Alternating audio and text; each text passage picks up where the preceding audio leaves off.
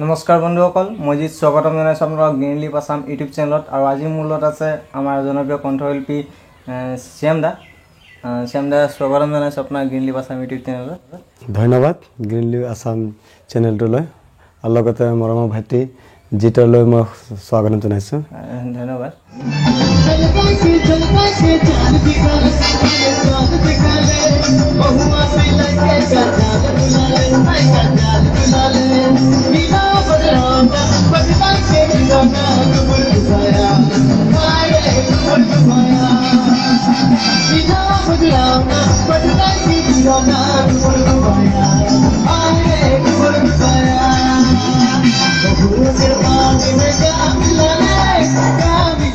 জানিব বিচাৰিম শ্যাম দাৰ বায়োগ্ৰাফিটো, আপোনাৰ সম্পূৰ্ণ নামটো, ঘৰ ক'ত, তাৰপিছত আপোনাৰ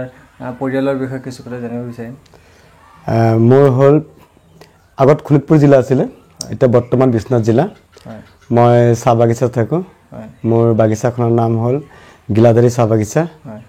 মই বাগিচাৰ জন্মগ্ৰহণ কৰিছোঁ আৰু এইটো বৰ্তমান বাগিচাতে আছোঁ। বাগিচাৰ তাকে মোৰ নিজৰ মাটি আছে, মই সেই মাটিত থাকোঁ। আৰু মোৰ মা ভাইটিসকল বাগিচাত থাকে, আৰু মোৰ অকণ কিনাৰত নিজৰ চব ঘৰ আছে, মই তাতে থাকোঁ। আৰু আপোনাৰ সম্পূৰ্ণ নামটো কি? মোৰ নামটো স্কুলীয়া জীৱনত মোৰ আছিলে ঘনশ্যাম নাগ, আৰু স্কুলীয়াৰ পাছতে খেল ধূলত সমাজৰ লগত থকাৰ সময়ত শ্যাম নাগ বুলি কয়। ঘনটো মানে বহুতে ভাল নাপায়, তো শ্যাম বুলি কয়। তো এতিয়া বৰ্তমান মোৰ শ্যাম কুমাৰ নাগ। হ্যাঁ, সংগীত জীৱনত যেতিয়া জড়িত হ'লোঁ মই, শ্যাম কুমাৰ নাগতে সকলোৱে মানে জনাজাত আছে। আৰু আপোনাৰ পৰিয়াল জানিলোঁ। আৰু আপোনাৰ শিক্ষা, আপোনাৰ স্কুল কলেজ? মই এই বাগিচাখনতে প্ৰাইমেৰী শিক্ষা কৰিলোঁ। তাৰপিছত হাইস্কুল জীৱনটো মোৰ দলংগুৰি হায়াৰ ছেকেণ্ডেৰী। মেট্ৰিকটো তেতিয়া আমি ইয়াত নাছিল, আমি চতিয়াত দিবলগীয়া হৈছিলে। তাৰ পৰা আমি শিক্ষা জগতত আগবাঢ়ি আছোঁ। আৰু যিহেতু আপুনি সংগীতৰ লগত জড়িত, এনেকুৱা জানিব বিচাৰিম আপুনিতো বৰ্তমান জনপ্ৰিয় এজন কণ্ঠশিল্পী, তো আপোনাৰ জানিব বিচাৰিম আপুনি সংগীত শিক্ষা কিবা লৈছে নেকি আগতে? মই সংগীত শিক্ষা লোৱা নাই। মোক বহুতে কয় জনপ্ৰিয়, মই এইটো জনপ্ৰিয় নাভাবোঁ। মই এজন শিল্পী যেনেকুৱা ধৰ গান গায়, যেনেধৰণে থাকিব লাগে, মই সেই তেনেধৰণে থাকিব বিচাৰোঁ। মোক বহুতে আদৰে, ৰাইজে, সকলো জাতি ধৰ্ম জনগোষ্ঠীৰ লোকে মোক আদৰ লৈছে, আৰু মই সেই সকলো ৰাইজৰ মৰম লৈ পেলাই আজি আগবাঢ়ি আছোঁ। আৰু মোৰ তেনেকুৱা কোনো অনুষ্ঠান শিক্ষাত নাই। মই যিখিনি আপুনি নিজৰ প্ৰচেষ্টাতে আগবাঢ়ি? হয়, মই নিজৰ প্ৰচেষ্টাৰে। আৰু এই প্ৰচেষ্টা মই আজি সৌভাগ্য ক'ব গ'লে, মোৰ ভাগ্যত মোৰ মাতৃ আছিলে। মাতৃ মোক বহুত সাহস দিছিলে। মাতৃৰ কাৰণে আজি মই এই অনুষ্ঠান বা আমাৰ এই প্ৰজেক্ট মই আহি পাইছোঁ। আৰু এইটো পৰ্যায়ত আপুনি আহি পাইছে? হয়। ভাল। আপোনাৰ যিটো প্ৰধান আপোনাৰ ধৰক সংগীতৰ জগতটোত, আপোনাৰ সংগীত জগতত আপোনাৰ খোজটো কেনেকুৱা? কেতিয়াৰ পৰা আপুনি সংগীত জগতত আহিলে, কেতিয়াৰ পৰা গান গাবলৈ ল'লে, কেনেকৈ মানে সংগীত জগতত? সংগীত জগতত ক'ব গ'লে তাতে দেউতাৰ কিছু কথা আহি পৰে। দেউতা মানে কি হয়, আজিকালি এতিয়াও বজাৰত বিক্ৰী হয় হিন্দী গানৰ চিনেমা মানে বহীখিনি, সেই বহীখিনি মানে কিতাপখিনি তেতিয়া মানে কি দেউতাই মানে কি বালিচৰ গাৰুৰ তলতে মানে কিতাপখিনি থয়। যেতিয়া আমি ক্লাছ 6-7ত আমি হিন্দী পঢ়োঁ, আমাৰ ভাষা হিন্দী আছিলে, তেতিয়া আমি হিন্দী পঢ়োঁ, তেতিয়া মানে অলপ গুণগুণাই থাকোঁ। তেতিয়া গুণগুণাওঁতে মানে আমি সেই কেছেটটো, তেতিয়া মানে কি অডিঅ' কেছেট আছিলে, সেই তেনেধৰণে আমি গানখিনি শুনো। গাব পাৰিছে, আমি কিয় নোৱাৰিম? সেই তেনেধৰণে গুণগুণাওঁতে মানে আৰু 2-এজন মানুহক তই গাব পাৰ, যখন গান গাব লাগে, তো মই তেনেকুৱা অলপ ভাল কথা। তেনেকুৱা কৰোঁতে মই মানে দেউতাৰ এটা অভিযানত বুলি ক'ব পাৰি। আৰু সেই তেনেকুৱাতে মই আজি গানটো শিকিব যাওঁ। তো শিকিবতো তেনেকুৱা নোৱাৰোঁ, কেছেটত গাওঁ, কিন্তু গান ক'ত যায়, সুৰ ক'ত যায়, এইবিলাক নাথাকে। আৰু সেই তেনেধৰণে গান গাই আৰু মানে আহি পাইছোঁ। আৰু লাহে মানে গান গাবলৈ আপুনি শিকিলে, আৰু ধৰি লওক নিজৰ আৰু তাৰপিছত আৰু কি হ'ল? তাৰপিছত কি হ'ল, মই ক্লাছ 6-7ত যেতিয়া পঢ়ি থকা অৱস্থাত, তো তেতিয়া মানে কি হ'ল, স্কুলত স্কুল উইক হয়, তেতিয়া মানে কি মই একচুৱেলি সংগীতত জড়িত নাছিলোঁ একচুৱেলি খেল বুলি ক'লে মই খেলত মানে সৰুৰ পৰা মই ক্ৰিকেট ফুটবল ভলী জাঁপ মই চাবলৈ সৰু কিন্তু মই বহুত স্মাৰ্ট আছিলোঁ পঢ়াত ইমান ধ্যান নাই খেলৰ বুলি ক'লে পাগল আছিলোঁ মই আৰু বেছি ৰাপ আছিলে যিকোনো খেল খেলত মানে নাম্বাৰ 1তে মই থাকোঁ বুলি ক'ব পৰা যায় মানে সংগীতটো এইবিলাক নাছিলে মই খেলি বেছি ভাল পাইছোঁ মই এতিয়াও বৰ্তমান ঘৰত স্কুলৰ মানে সামগ্ৰী খেলত বহুত আছে আমাৰ পুৰণা ঘৰখনত মানে বহুত ট্ৰফি চফি বহুত আছে এতিয়াও খেল বুলি ক'লে আজি খেলৰ জগতত কিন্তু সকলোৱে মোক চিনি পাইছিলে ক্ৰিকেট ফুটবল ভলী ক্ৰিকেটতো মই ষ্টাম্প ভঙা ৰেকৰ্ড আছিলে মোৰ বহুত ফাষ্ট বলাৰ আছিলোঁ মই এইটো অঞ্চলত চবেই জানে আৰু মই বহুত খেলিছিলোঁ আৰু বহুত জেগাত খেলিছোঁ আৰু খেল আপুনি ধৰি লওক এনেই খেলিছিলে নে কিবা ক্লাব হয় বা কিবা সংঘ হয় বা এনেকুৱা ষ্টেট লেভেল ক'ৰবাত গৈছিলে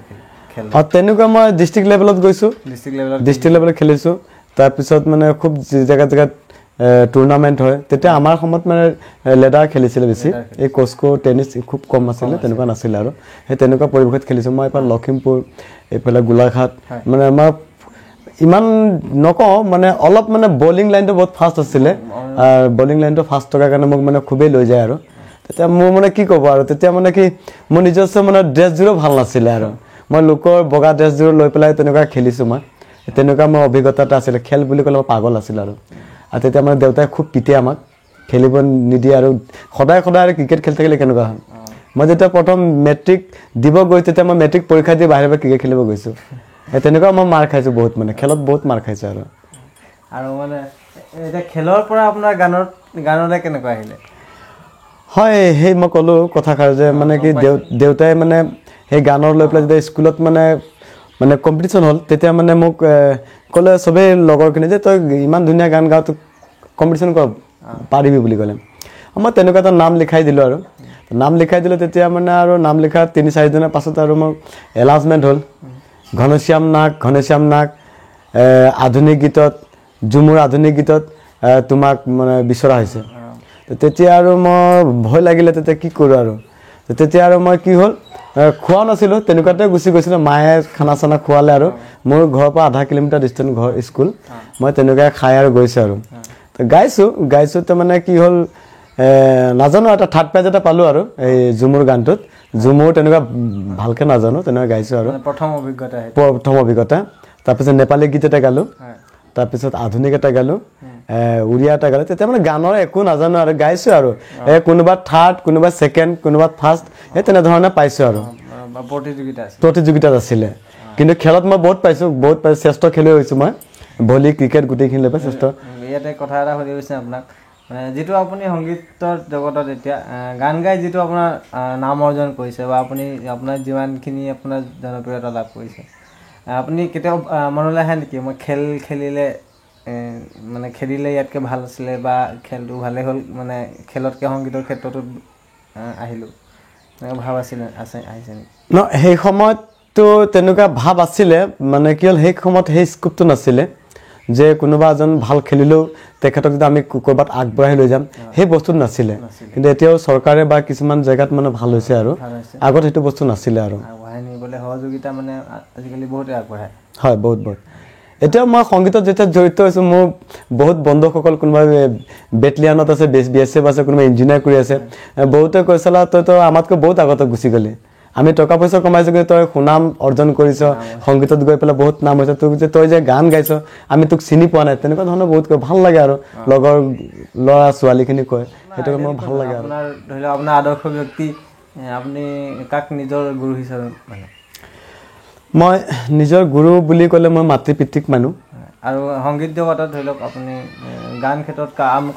কাৰ গান শুনি বেছি আপুনি ইনস্পায়াৰ হয় মই একচুৱেলি ক'ব গ'লে মই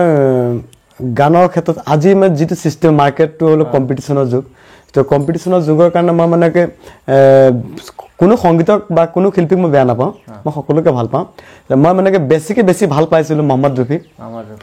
ৰফি লতা মংগেশকাৰ আৰু সনু নিগম আৰু অসমৰতো জানে জুবিন গাৰ্গৰ অবিহনে গান মুখৰ পৰা নোলায় সেই মানে টাপ হয় মানে কি সিহঁতৰ গানখিনি গালে কি হয় মানে সংগীতটো মানে অলপ আগ যাব পাৰিম কাজ মানে কিছুমান বস্তু আছে সেইখিনি বস্তু লৈ পেলাই মই এই তেখেতসকলৰ গানখিনি মই লোৱাৰ কাৰণে মানে আজি এটা ষ্টেপত পাইছোঁ মানে এইটো পৰ্যায়ত পাইছোঁ আৰু সঁচা কথা ক'ব কথা জানিব বিচাৰিম আপোনাৰ ফেমিলি ছাপোৰ্টটো কেনেকুৱা ইমানখিনি পৰ্যায় পালে আপুনি যিহেতু তো ইয়াত ফেমিলি ছাপোৰ্টটোৰ কথা জানিব বিচাৰিম আৰু সহযোগিতা কোনে আগবঢ়াইছে আপোনাৰ একচুৱেলি ক'ব গ'লে মোক পোনপ্ৰথমতে মোৰ ফেমিলি ছাপোৰ্ট মা দেউতাই বহুত মানে কষ্ট কৰি হেল্প কৰিছে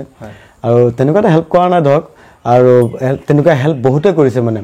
আজিৰ পৰ্যায়ত যিটো মানে সেইটো হেল্প বুলি ক'ব নোৱাৰি বেলেগৰ কাৰণে কিন্তু মোৰ সেইটো সময়ত সেই হেল্পটো মোৰ কাৰণে বহুত ডাঙৰ হেল্প আছিলে আজিতো টকা 500 বুলি ক'লে কিবা এটাই পইচা আৰু আগততো টকা 10 টকাটো বহুত ডাঙৰ পইচা আছিলে সেই তেনেধৰণে দেউতাই মানে কি ক'ব আৰু মানে সেইটো সময়ত ঘটনা এনেকুৱা আছিলে বাগিচাত মানে দেউতাই অকলে কাম কৰে বাগিচাত অকলে কাম কৰি দেউতাই মানে 3 ভাই ককাই আমাৰ আছে 3 ভাই ককাই আছিলোঁ আমি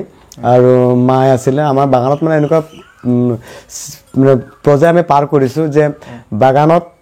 দেউতাই কিনা মানে অকলে কাম কৰে মায়ে যেনে কাম নকৰে তেতিয়া মানে কি হ'ল আমাৰ ৰেচন খোৱা বুলি কয়